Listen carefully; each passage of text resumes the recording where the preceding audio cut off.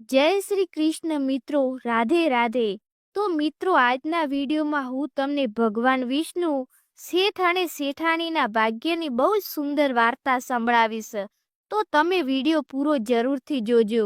એક સુંદર ગામમાં એક શેઠ અને શેઠાણી રહેતા હતા. શેઠ પર ભગવાનની અતૂટ કૃપા હતી, જેથી કરીને શેઠના ઘરમાં ધન ધાન્યની કોઈ કમી ન હતી. શેઠાણી બહુ જ ધાર્મિક હતા અને ભગવાન વિષ્ણુના ભક્ત હતા. રોજ સવારે ઉઠીને શેઠાણી ભગવાન વિષ્ણુની પૂજા કરતા, ભગવાન વિષ્ણુને પ્રસાદ ધરાવતા. પોતાના હાથથી કુલેરના લાડવા, લાપસીનો પ્રસાદ, ફળફળાદી એવો પ્રસાદ તૈયાર કરી ભગવાનને જમાડીને પછી જ પોતે ભોજન કરવા બેસતા.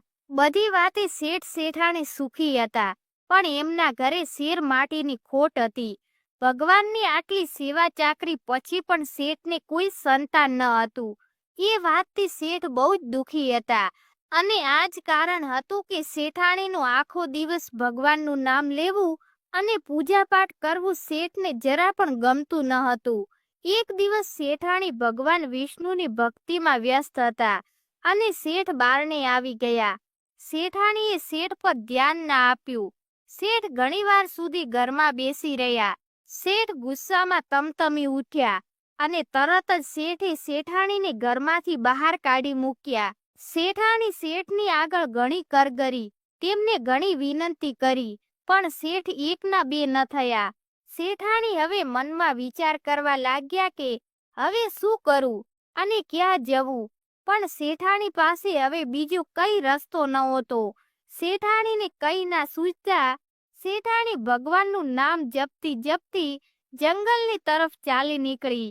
ચાલતા ચાલતા શેઠાણી જંગલમાં ઘણે ઊંડે સુધી પહોંચી ગયા અને શેઠાણીએ એક જગ્યાએ જોયું તો 4 માણસો માટી ખણવાનું કામ કરી રહ્યા હતા.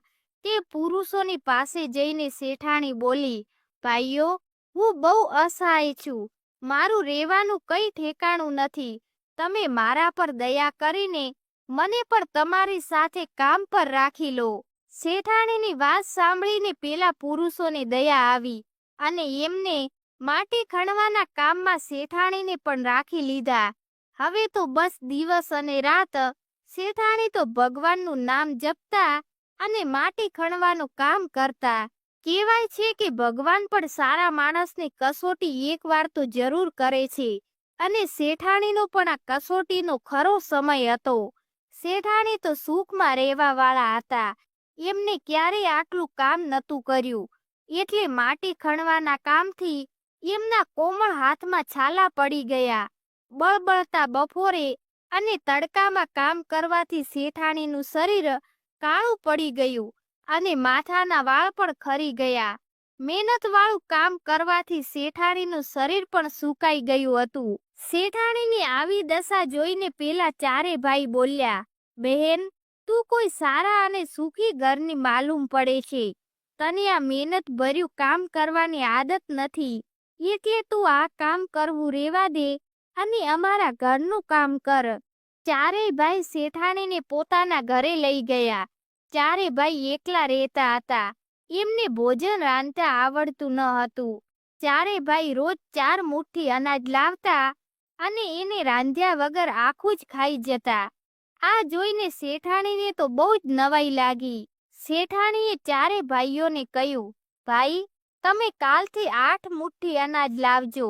4 ભાઈએ વિચાર્યું કે શેઠાણી કોઈ સારા અને સુખી ઘરના હોવાથી, કંઈક વધારે ખાતા હોવાથી અમારી પાસે 8 મુઠ્ઠી અનાજ મંગાવે છે.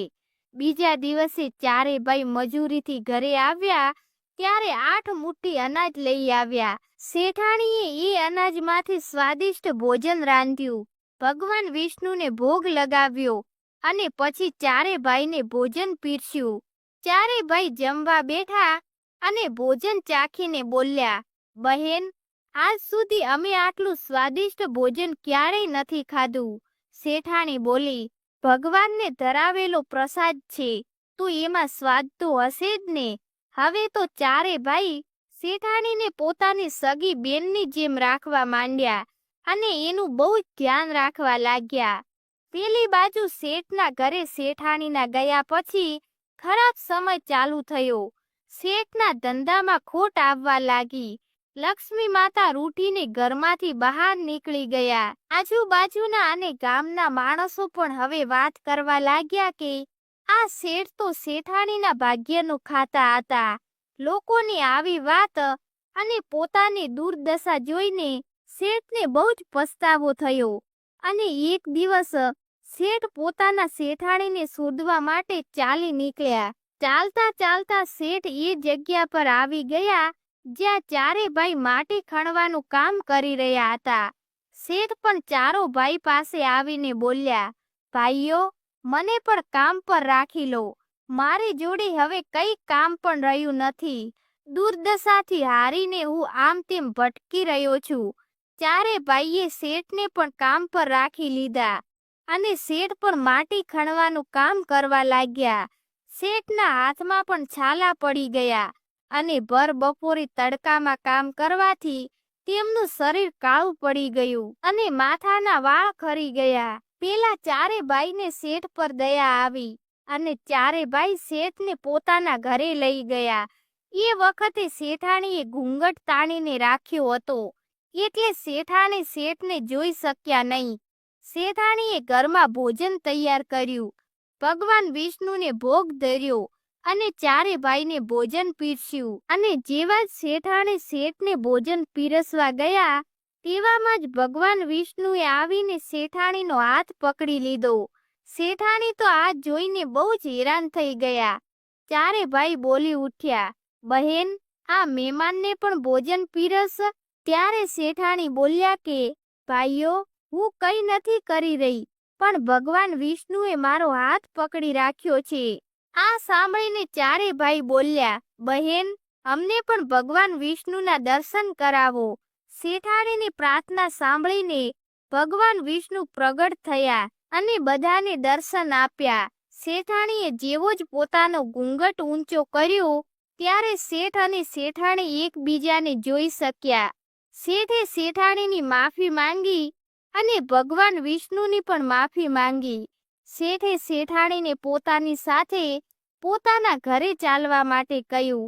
શેઠાણી પણ ઘરે ચાલવા રાજી થયા. ચારે ભાઈએ પોતાની બહેન એટલે કે શેઠાણીને ખૂબ જ ધન આપીને વિદાય કર્યા. હવે ઘરે આવીને શેઠ પણ શેઠાણીની સાથે ભગવાન વિષ્ણુની પૂજા કરવા લાગ્યા.